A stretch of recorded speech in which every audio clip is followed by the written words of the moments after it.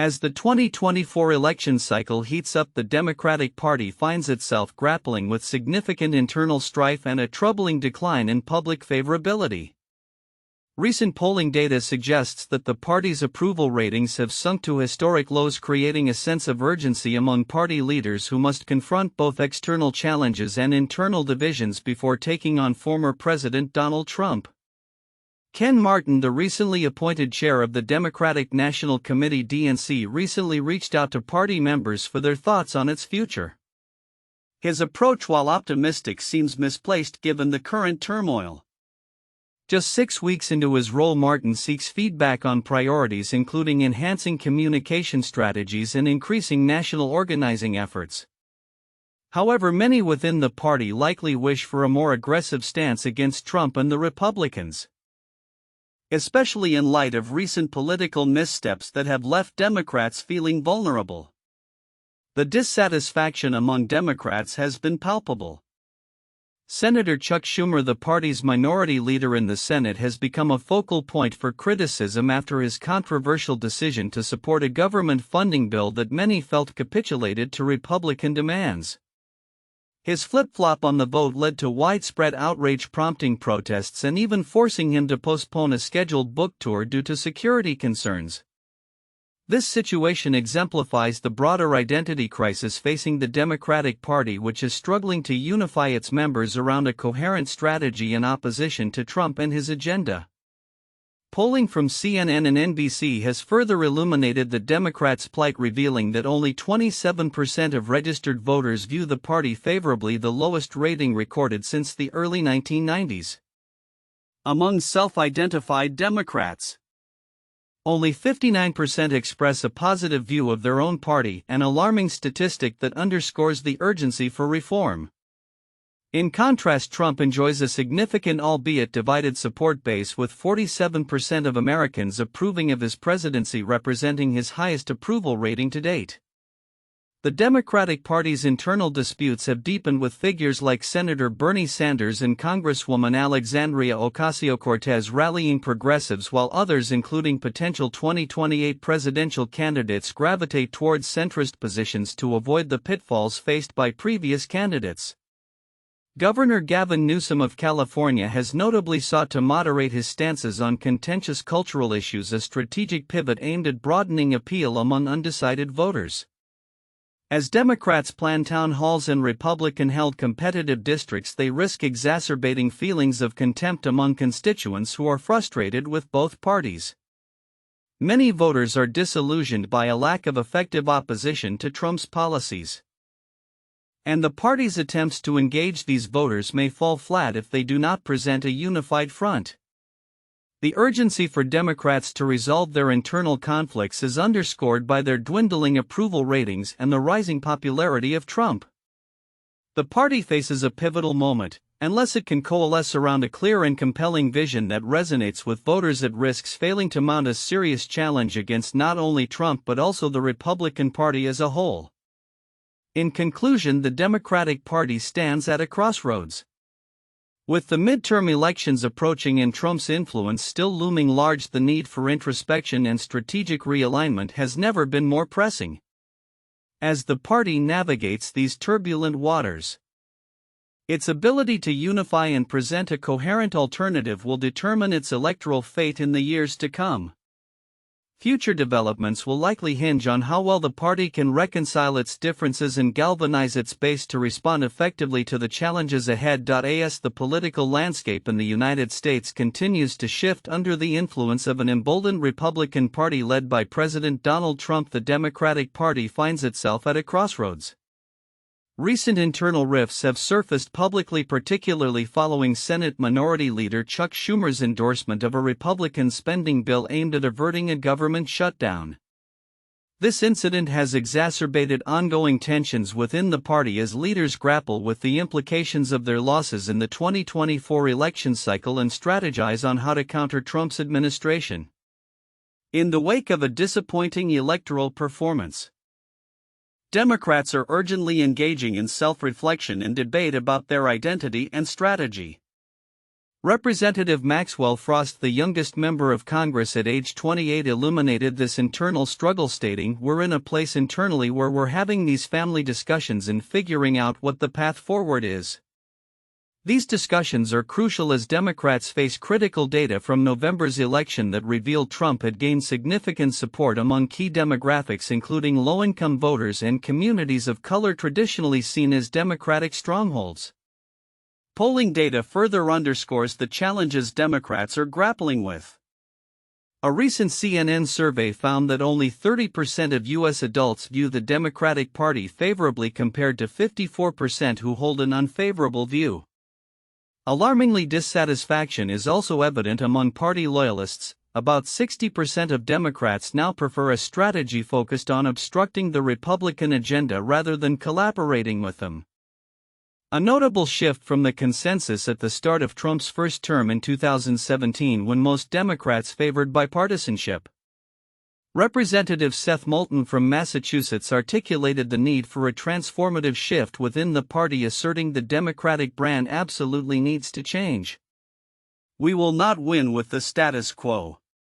He emphasized that the party's leadership must publicly acknowledge the lessons from the last election and commit to change in order to regain voter trust.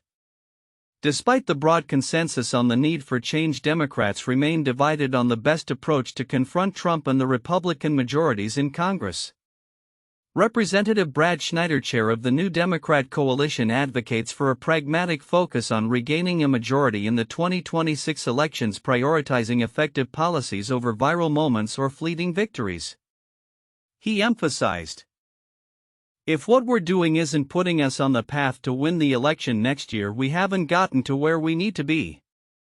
On the other hand, progressive lawmakers like Representative Greg Casar of Texas argue for a fundamental transformation of the party to better represent working-class interests. He believes that the party should unify against the powerful few who are undermining democracy and the economy rather than getting bogged down in intra-party squabbles.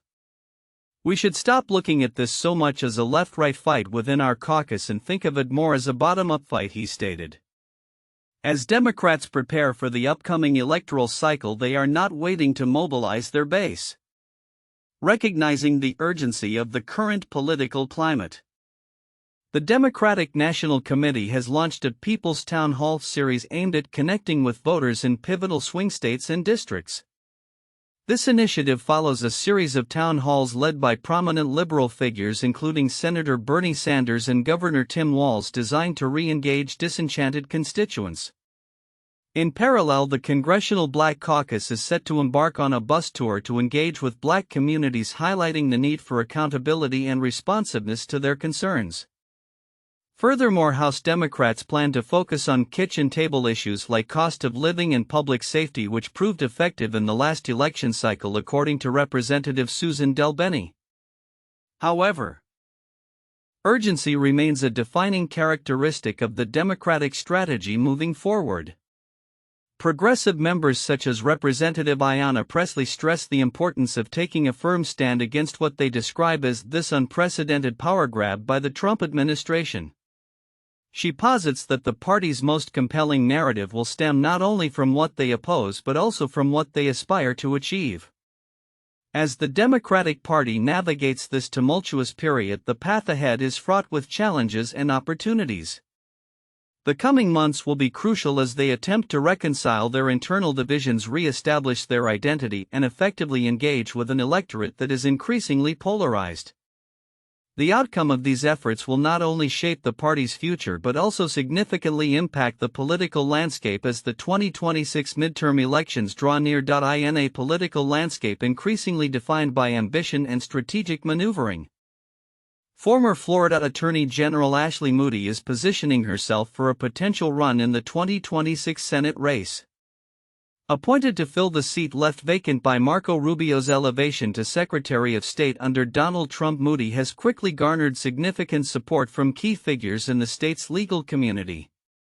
With every Republican state attorney in Florida endorsing her campaign, Moody's path to securing a full term appears promising. The endorsements come as a powerful testament to her previous work as Attorney General, where she forged strong relationships with law enforcement and judicial leaders across the state. Florida's state attorneys are stewards of the rule of law and work each and every day to keep our communities safe, Moody remarked, expressing gratitude for the backing of her fellow prosecutors. This support is crucial as she prepares to face both left and right challengers in an election that will determine who serves the final 2 years of Rubio's term. Among those endorsing Moody is State Attorney Amira Fox, who praised her as a strong and conservative leader while highlighting her collaboration with state attorneys on law and order initiatives. Fox's endorsement encapsulates a broader sentiment among prosecutors who view Moody's leadership as essential for continuing the fight for community safety and legal integrity in Florida. With endorsements from notable figures such as Bruce Bartlett and Ed Brodsky, Moody's campaign is poised to leverage this strong backing to solidify her position in the Senate. As she gears up for the election, Moody's background as a federal prosecutor and an elected judge adds to her credibility. Her experience is particularly relevant as the nation grapples with pressing legal issues and debates around law enforcement priorities. "I trust her to serve with integrity as she makes difficult decisions," stated John Durrett, another state attorney, reinforcing the confidence her colleagues have in her capabilities. Amid these developments, the broader political context is significant. Florida's Senate race is not just about Moody. It is part of a larger narrative in which both parties are vying for control of the Senate in the upcoming elections. The support Moody has received indicates a consolidation of Republican power in Florida, reflecting the party's strategic alignment as it prepares for a competitive electoral landscape. On a parallel front, the U.S. Senate is also making strides in addressing consumer privacy with the introduction of the Genomic Data Protection Act (GDPA). Senators Bill Cassidy and Gary Peters have put forward this legislation aimed at regulating genetic data, particularly that collected by direct-to-consumer genomic testing companies. This bill is a response to growing concerns about the privacy of genetic information and aims to establish robust consumer rights regarding their genomic data. The GDPA seeks to empower consumers by mandating companies to provide accessible mechanisms for data access and deletion. It also requires transparency in corporate transactions involving genomic data companies, ensuring consumers are informed about changes in ownership that may affect their data rights. This legislative initiative underscores a rising awareness of the need for comprehensive data protection measures as technological advancements continue to outpace existing regulations. As these political and legislative developments unfold, they not only highlight the evolving nature of governance in the U.S. but also set the stage for important discussions about leadership, consumer rights, and the future of data privacy. With Moody's campaign gaining momentum and the GDPA seeking to reshape the landscape of genomic data protection, both initiatives reflect a pivotal moment in American politics where clarity and accountability are paramount.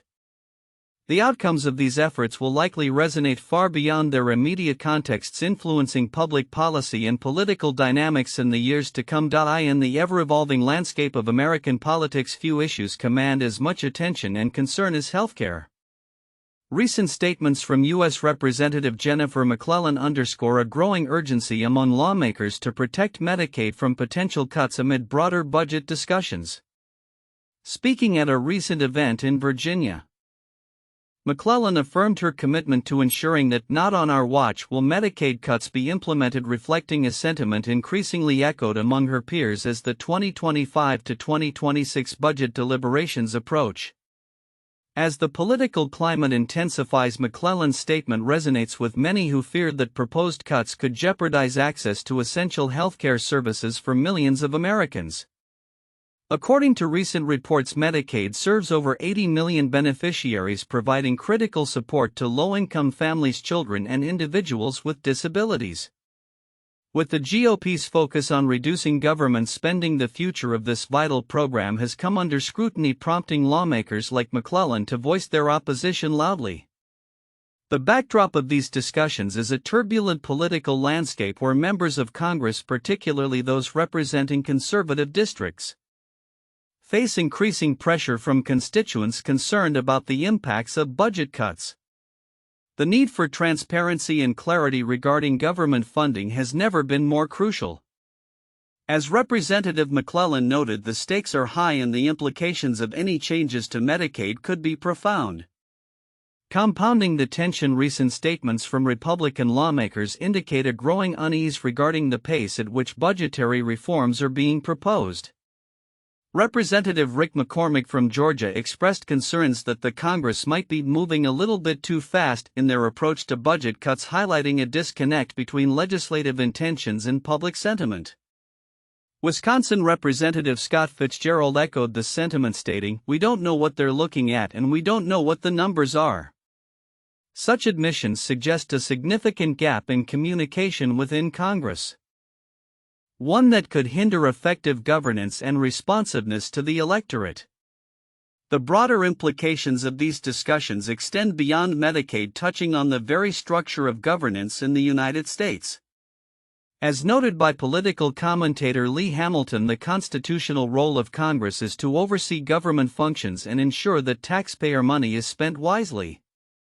However, the reliance on omnibus bills and the erosion of committee oversight have led to a legislative body that often feels reactive rather than proactive.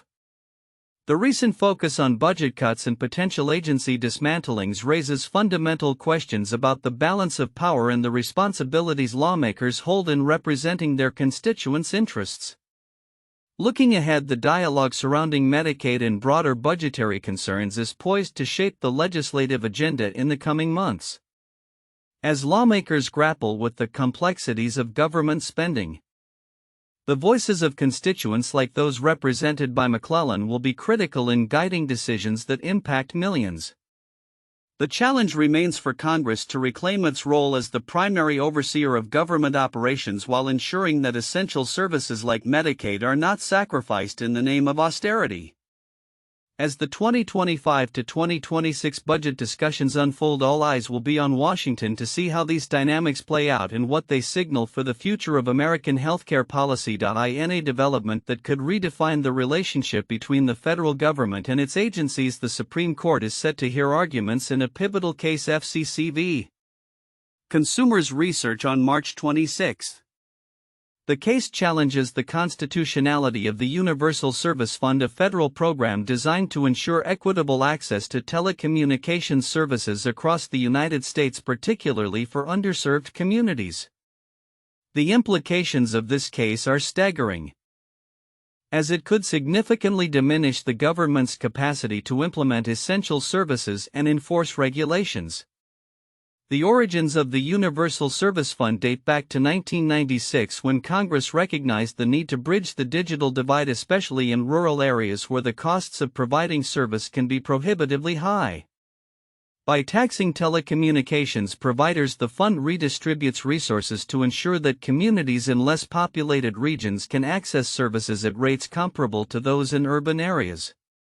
However, the Fifth Circuit Court of Appeals recently struck down this program, citing a legal doctrine known as non-delegation, which asserts that Congress cannot delegate its legislative authority to federal agencies without specific guidelines. This ruling has raised alarm bells among advocates for universal access, who fear it could empower the judiciary to overturn long-standing federal policies.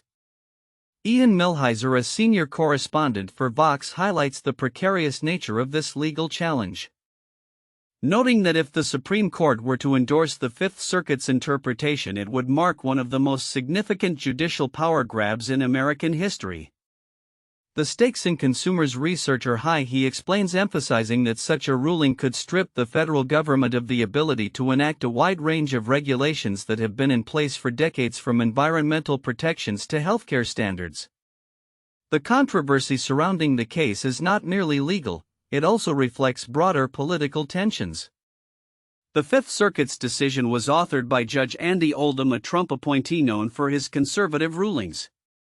His approach to the non-delegation doctrine has raised concerns among legal scholars about the potential for judicial activism that could disrupt the balance of powers established by the Constitution.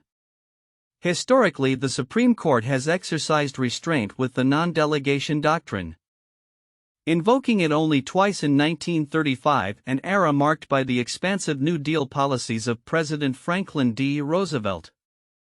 As the Supreme Court prepares to hear this case, it faces a critical decision: whether to uphold the Universal Service Fund, which has facilitated telecommunications access for millions, or to embrace a more restrictive interpretation of congressional authority that could have far-reaching consequences. Millhiser suggests that the court's Republican majority may be tempted to shift the legal landscape surrounding non-delegation, which could lead to increased judicial oversight over administrative agencies. In a related political development, Chief Justice John Roberts recently issued a rare public statement rebuking calls from former President Donald Trump to impeach a federal judge who ruled against his administration's deportation policies. This incident reflects an ongoing struggle between the executive branch and the judiciary, as Trump has frequently criticized judges who oppose his directives. Roberts emphasized that impeachment is not an appropriate response to judicial disagreement, reinforcing the independence of the judiciary in the face of political pressure. As the Supreme Court embarks on these significant cases, the outcomes will likely shape the landscape of American governance for years to come. Whether it is through the potential revival of the non-delegation doctrine or the reaffirmation of judicial independence, these decisions will have lasting implications for the balance of power among the branches of government and the future of federal regulation. The legal and political communities will be closely watching as the court deliberates on these pivotal issues.